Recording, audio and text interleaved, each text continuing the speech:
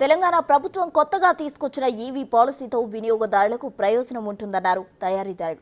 EV vehicles తో కస్టమర్లకు ఎంత డబ్బు ఆదా చేసుకోవచ్చు, వాహనాల మీద ఉన్న నిబంధనలేంటో వివరించారు. జియో 41 వల్ల ఉపయోగాలేంటో చెప్పారు. మరింత సమాచారం మా ప్రతినిధి హేమ అందిస్తారు. తెలంగాణ సర్కార్ వాహనదారులకు శుభవార్త తెలిపింది. ఈ విషయం ప్రతి ఒక్కరికి తెలిసిందే. ముఖ్యంగా ఎవరైతే ఎలక్ట్రికల్ వాహనాలు 2 వీలర్ కానివ్వండి 4 వీలర్ కొనాలనుకుంటున్నారో వాళ్ళకి జియో నంబర్ 41 ద్వారా ట్యాక్స్ అనేది ఇకపైన ఉండదు అంటూ కూడా అనౌన్స్ చేసింది.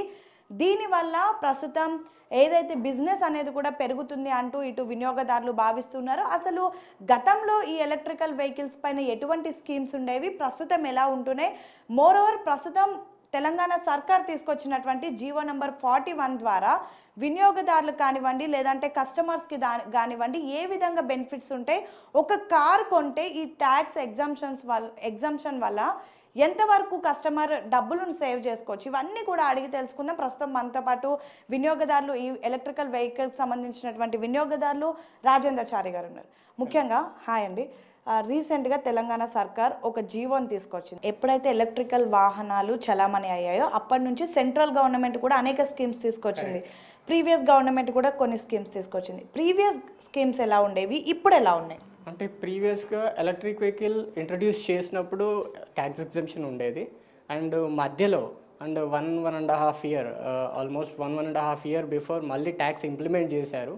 అప్పుడు కొంచెం కస్టమర్స్ తీసుకోవాలంటే ట్యాక్స్ ఇంప్లిమెంట్ అయిన తర్వాత కొంచెం వెనకాడడం జరిగింది. బట్ ఇప్పుడు ప్రతి కార్ మీద, ప్రతి ఎలక్ట్రిక్ కార్ మీద ఎంతో కొంత బెనిఫిట్ వస్తుంది. అంటే ఈవెన్ 2 వీలర్ నుంచి up to 4 wheeler any luxury vehicle వరకు కూడా ల్యాక్స్ ఆఫ్ అమౌంట్ సేవ్ అవుతుంది. The taxation anything. అప్రాక్సిమేట్గా మన కారే 15% అండ్ 17% చూసుకుంటే 10 lakhs to up to 12.5 lakhs వరకు సేవ్ అవుతుంది. కాబట్టి ఆబ్వియస్లీ సేల్స్ ఇంక్రీజ్ అవుతాయి, ఎన్విరాన్మెంట్ సేవ్ అవుతుంది, దాంతోపాటు బెనిఫిట్ కూడా ఉంటుంది. ఎవరైతే షోరూమ్స్ ఉన్నటువంటి వాళ్ళు మీలాంటి వినియోగదారులకు ఎలాంటి బెనిఫిట్స్ ఉండబోతున్నాయి? ఒకటండి, కస్టమర్కి బెనిఫిట్ ఉన్నప్పుడు ఆబ్వియస్లీ సేల్స్ కూడా బెనిఫిటే ఉంటుంది. ఇంతకుముందు ఒక 10 కార్స్ అమ్మేది కాస్త ఇప్పుడు 20 కార్స్ అమ్మడానికి అవకాశం ఉంటుంది. కాబట్టి సేల్స్ పెరుగుతూ ఉంటుంది. ఈ ఇయర్ ఎండ్ మీకు సేల్స్ పెరుగుతాయి అంటారా ఈ జియో వల్ల? ఖచ్చితంగా పెరిగే ఛాన్సెస్ ఉన్నాయి. మాకనే కాదు, ఎలక్ట్రిక్ వెహికల్ సేల్ అయితే 100% పెరిగే ఛాన్సెస్ అయితే ఉన్నాయి. ఇప్పటిదాకా మీరు కార్ గురించి చెప్పారు. ఒక బైక్ అంటే సాధారణ ఒక సామాన్యుడు బైక్ కొనాలంటే ఈ జియో ద్వారా ఈ ట్యాక్స్ ఎగ్జంప్షన్స్ వల్ల వాళ్ళు ఎంతవరకు సేవ్ చేసుకోవచ్చు అప్రాక్సిమేట్గా? అంటే ఒక చిన్న వెహికల్ నుంచి పెద్ద వెహికల్ వరకు ట్యాక్స్ ఎగ్జంప్షన్ అయితే ఉంది. కాబట్టి ఒక 10,000 సేవ్ అయినట్టే. ఒక ₹1,00,000 బైక్ ఉన్నప్పుడు ఒక 10,000 సేవ్ అయినట్టే. కాబట్టి ఒక 10,000 మినిమం, ఒక 10,000 నుంచి 1,00,000 వరకైనా సేవ్ అయ్యే ఛాన్సెస్ కూడా చాలా వరకు ఉన్నాయి. మిడిల్ క్లాస్ పీపుల్ ఒక చిన్న 2 వీలర్ కొనుక్కోవాలన్న కస్టమర్ కూడా ఎంత సేవ్ అయినట్టే. కాబట్టి ఇది చాలా బెనిఫిట్ అయితే ఉంటుంది. చివరిగా మీ కస్టమర్స్కి ఏం చెప్పబోతున్నారు మీరు? EV encouragement tax exemption government ఇచ్చింది కాబట్టి అందరూ యూటిలైజ్ చేసుకోవాలి. అండ్ ఎన్విరాన్మెంట్ ఫ్రీ, ఎవరైతే ఎన్విరాన్మెంట్ లవర్స్ కూడా ఉంటారో ట్యాక్స్ ఎగ్జంప్షన్ ఉంది అంటే అడ్వాంటేజ్ ఉంది. దాంతోపాటు ఎన్విరాన్మెంట్ ఫ్రీ ఉంటుంది అండ్ పొల్యూషన్ బేస్డ్ ఎన్విరాన్మెంట్ ఉంటుంది.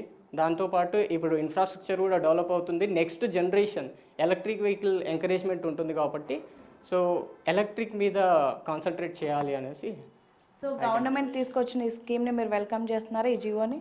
100% it's a wonderful scheme. And upcoming డేస్లో కూడా కస్టమర్స్ రెస్పాన్స్ కూడా బాగానే ఉంటుంది. యాజ్ ఆఫ్ నో రెస్పాన్స్ కూడా బాగానే ఉంది. అంటే ఇంప్లిమెంట్ చేయకముందు, ఇంప్లిమెంట్ చేసిన తర్వాత.